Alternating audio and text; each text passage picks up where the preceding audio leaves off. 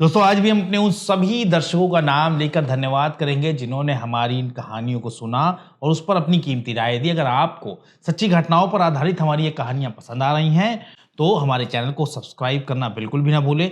फिलहाल एक नई घटना, एक नई कहानी की तरफ बढ़ते हैं। दोस्तों, उस लड़के को पड़ोस में रहने वाली लड़की से प्यार हो गया। लड़की को भी उससे मोहब्बत हो गई। दोनों छिप छिप कर मिलने लगे और दोनों की मोहब्बत धीरे धीरे परवान चढ़ रही होती। लड़की अक्सर गिफ्ट की फरमाइश करती और लड़का जैसे तैसे पैसों का इंतजाम करता और लड़की के लिए तोहफे खरीदता। तो जब कभी उस लड़के के पास पैसे नहीं होते तो वो छोटी मोटी चोरियां भी करता और उससे लड़की की ख्वाहिशों को पूरा करता।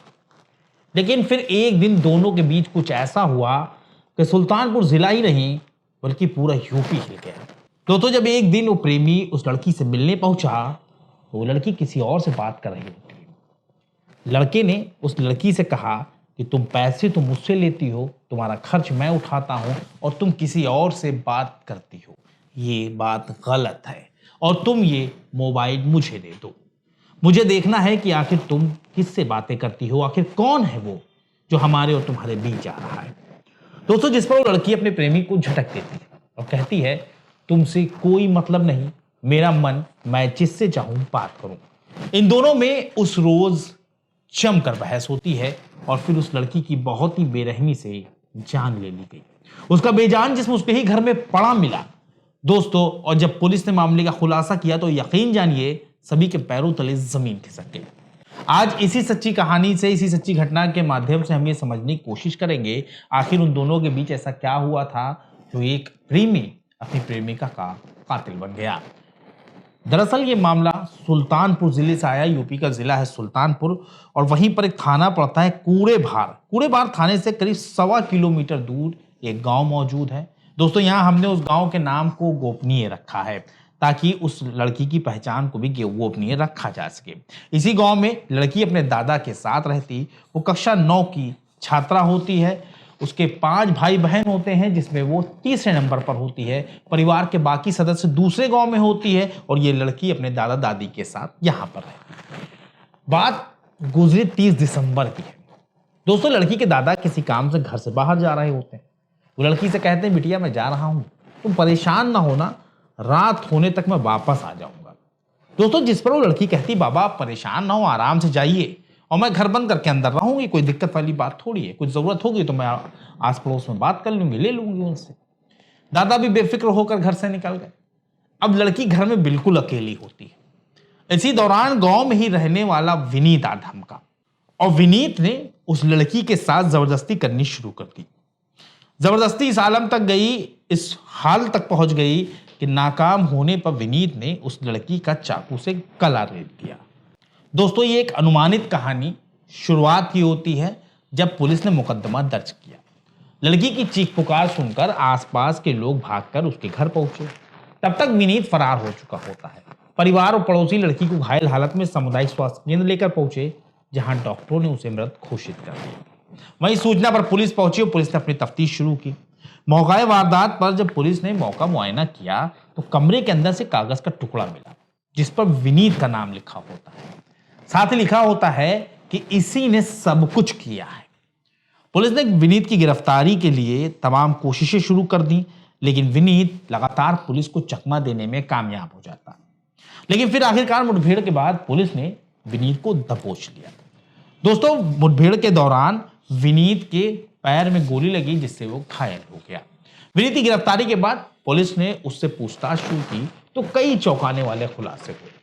दोस्तों, विनीत ने पुलिस को बताया कि साहब उस लड़की का मेरा चक्कर चल रहा होता है।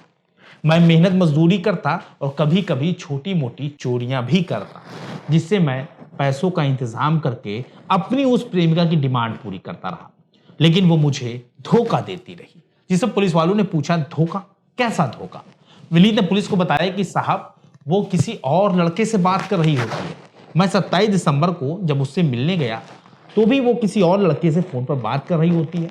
मैंने उससे पूछा कि तुम किससे बात कर रही हो, मुझे अपना मोबाइल दिखाओ, जिस पर वो नाराज हो गई। इस बात को लेकर हम दोनों के बीच काफी बहस भी हुई, लेकिन उसने अपना मोबाइल नहीं दिखाया। फिर 30 दिसंबर की शाम वो घर पर बिल्कुल अकेली होती है। मैं उससे मिलने उसके घर पहुंचा। उस वक्त भी वो किसी और लड़के से फोन पर बात कर रही होती है। जिस पर विनीत ने कहा, यानी विनीत कहता है कि मैंने कहा कि तुम मेरे पैसे ले लेती हो, तुम्हारा खर्च मैं उठाता हूं और तुम किसी और से बात करती हो, यह बात गलत है। इस पर लड़की ने जवाब दिया कि ये मेरी मर्जी है, मैं जिससे चाहूं बात करूं, तुमसे क्या मतलब। इस वक्त विनीत नशे में धुत होता है। लड़की की इस बात से विनीत के दिमाग पर खून सवार हो गया। उसने गुस्से में पागल होकर पास में पड़ा चाकू उठा लिया और छात्रा का गला रेत दिया।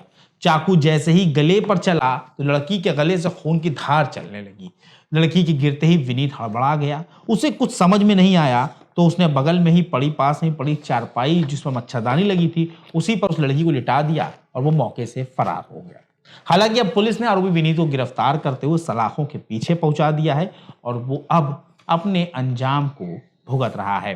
दोस्तों, इस पूरी कहानी का लब्बो-लुआब ये है कि कम उम्र में इस तरह के रिश्ते जो होते हैं वो काफी घातक साबित होते हैं। इस मामले में लड़की की जो उम्र बताई गई है, मृतका की जो उम्र है वो 13 साल बताई जा रही है और 13 साल की उम्र में इस तरह किसी के साथ प्रेम प्रसंग में पड़ना ये अपने आप में गलत है। ये हमारी परिवार के और समाज की भी जिम्मेदारी है। अगर आपके सामने इस तरह के मामला आ रहे हैं तो आप परिवार, किसी भी लड़की के या लड़के के परिवार में शिकायत जरूर करें, क्योंकि कानूनी तौर पर भी ये गलत है और सामाजिक तौर पर भी ये चीजें गलत हैं। इस उम्र में कई बार ऐसा होता है कि नादानी में लड़के लड़कियां कुछ गलत कदम उठा लेते हैं और जिसका खामियाजा जो है उन्हें पूरी जिंदगी भुगतना पड़ता है। और कई बार इस तरह कई बड़े कांड भी हो जाते हैं। जो इस लड़की के साथ हुआ, अगर यकीनन उसमें इतनी समझ होती कि उसे इस उम्र में इस तरह के रिश्तों में नहीं पड़ना चाहिए या किससे रिश्ता जोड़ना चाहिए, किससे नहीं जोड़ना चाहिए। विनीत एक नशेड़ी किस्म का इंसान होता है, शायद लड़की को यह पता ना हो और उसका रिश्ता लड़के से हो गया, विनीत से जुड़ गया।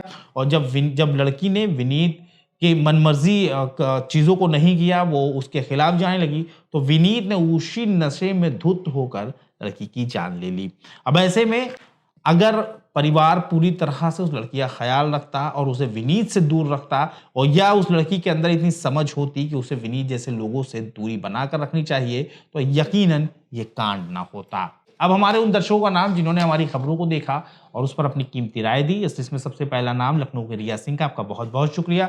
दिल्ली से कुलदीप द्विवेदी हैं, तो वहीं दिल्ली से वरिष्ठ पत्रकार मनोज एक्टस जी हैं, आपका भी बहुत बहुत शुक्रिया। उसके बाद बहराइच जिले से आज़ाद अहमद हैं, तो वहीं जरवल कस्बे से ताल्लुक़ रखने वाले मोहम्मद सैफी हैं, आपका बहुत बहुत शुक्रिया। लखनऊ से मोहम्मद हमजा रहमान हैं और कानपुर से निखिल शुक्ला हैं और राधे गुप्ता हैं कानपुर से। आप सभी का बहुत बहुत शुक्रिया। इसी तरह अपना सपोर्ट बनाए रखें। बहुत जल्द एक ऐसी सच्ची घटना, सच्ची कहानी के साथ हम आपके सामने हाजिर होंगे। तब तक के लिए हमारी टीम को इजाजत दीजिए और अपना ख्याल रखिए।